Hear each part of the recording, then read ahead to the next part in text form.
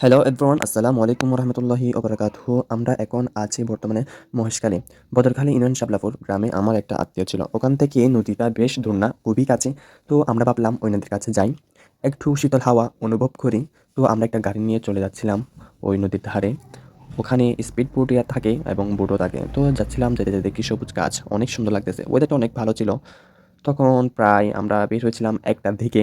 তো গাড়ি নিয়ে চলে যাচ্ছিলাম, দেখতেছেন আপনারা এখানে, এটা হচ্ছে নতুন একটা রেস্টুরেন্ট।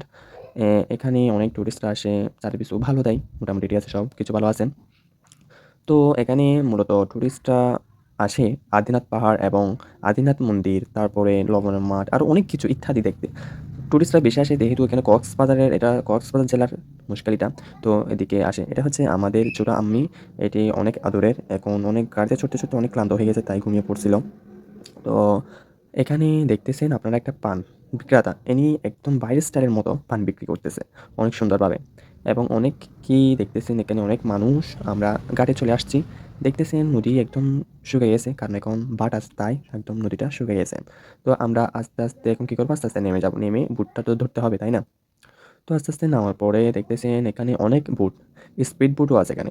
স্পিড বোট অনেক বেশি, বোটের তুলনায় স্পিড বোট বেশি, কারণ বোট আছে কম, স্পিড বোট বেশি। টুরিস্টরা তো বেশি স্পোর্ট বোট দিয়ে আসা যাওয়া করে। দেখতেছেন এটা হচ্ছে আমাদের বোট।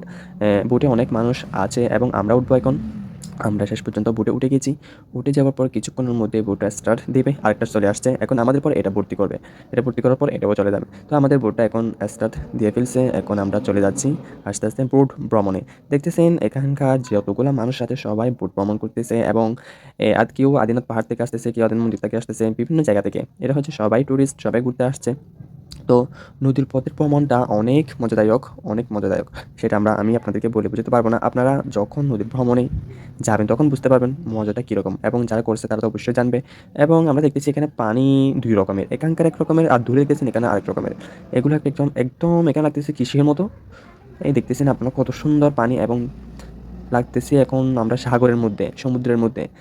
তো আমরা আস্তে আস্তে চলে যাচ্ছি। হ্যাঁ, দেখতেছেন কত সুন্দর লাগতেছে, পানিও একদম পরিষ্কার।